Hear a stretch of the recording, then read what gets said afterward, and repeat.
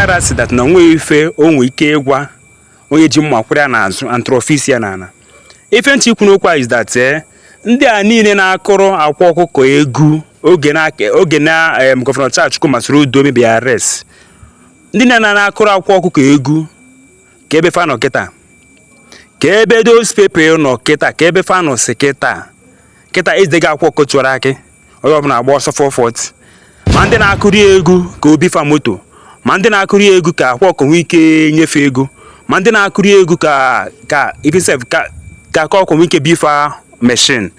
Ka ebe fa nọ kịta since Gọvanọ Charles Chukwuma Soludo mere akwa ọkụkọ tiwara akị arrest, onwezi onye kwere agụrụ egwu ka Gọvanọ Charles Chukwuma Soludo nwee ike release ye. Yes, onwezi nkwa agụrụ egwu ka Gọvanọ Charles Chukwuma Soludo nwee ike release akwa ọkụkọ tiwara akị. Ezidega akwa ọkụkọ tiwara akị na onye ọbụla agba ọsọ 440. All these friends niile na-agụrụ ya akwa onye ọgwụ, ma ndị ọ na-enye 1 million naira, ma ndị ọ na-enye 2 million naira, ma ndị ọ na-ebi moto ka ebe fa nọ kịta.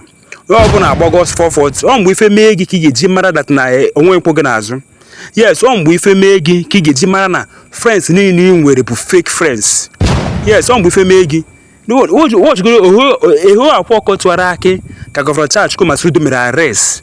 None of his friend abego onwe ndị kwụzi akwa ọkụkọ n'azụ.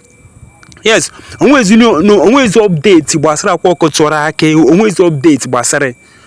Ọ mgbe ife mee gị ka iji mara na that na friends niile ị nwere bụ fake friends. Yes, ọ mgbe ife mee gị. Look at ehu akwa ọkụkọ tiwara akị, akwa onye ọgwụ, a na-etu ya afa, ọgbọ pati otu a na-efu crowd akarịa. But na ezidega akwa ọkụkọ tiwara akị onye ọbụla amịkpusie. Yes, onye ọbụla amịkpusie. Onwezi onye chi ikwute okwu gbasara akwa ọkụkọ tiwara akị again.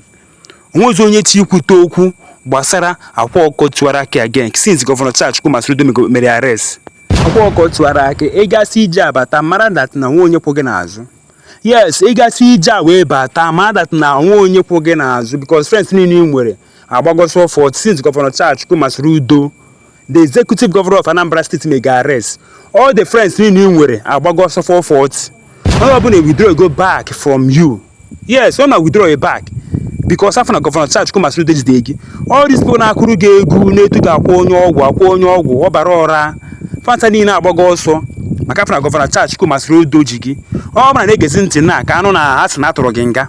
Yes, ọ bụla na-egezi ntị, even your close friend or your friends gị na-egezi ntị na ka asị yes na atụrụ akwa ọkụkọ tiwara akị nga, but ọ ga-eme. Yes, ije gara ị ga-agasa wee bata. Ije gara ị ga-agasa bata mara that na enwe good friends because ọ bụ enwe good friends ị ga-afụ battalion ga-akwụ gị n'azụ. Ka okwu a bụ ife mmụta dị run. Thanks for watching.